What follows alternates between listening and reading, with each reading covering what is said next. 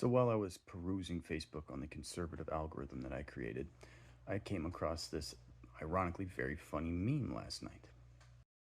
This one: Drain the swamp. I think there's some common ground there. Regardless of party affiliation, I think a lot of people would like that.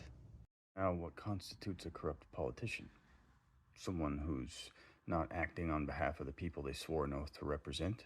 Someone who's benefiting personally, financially, from large corporations or lobbyists?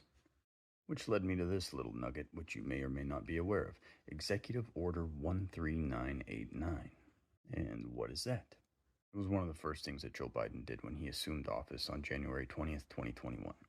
It was essentially a strict ethics pledge for political appointees, which required them to avoid conflict of interest and reject gifts from lobbyists. I understand you may not like everything that he did. That's fine. I mean, he was a senile old man. He had no business running for a second term. Can't say that his heart wasn't in the right place, and regardless of party affiliation, you should like that executive order.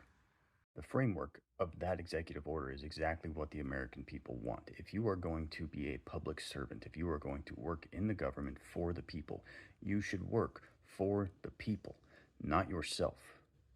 That executive order was rescinded by Donald Trump within hours of taking office this year, and he has multiple lobbyists working in his cabinet.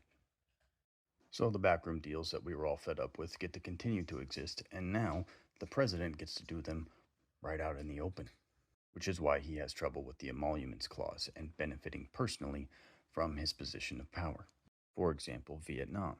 In April of this year, on Trump's Liberation Day, he imposed a 46% tariff on them. Then in May, the Trump Organization and their partners, Kinbok City Developers, struck a deal for $1.5 billion to build luxury resort hotels and golf courses across 2,500 acres of land in the Hưng Yên province just southeast of Hanoi. Then in July, their tariffs dropped from 46% to 20%. Blatant corruption, right out in the open. And that's just one example. MAGA has been turning a blind eye to this. He's not draining the swamp.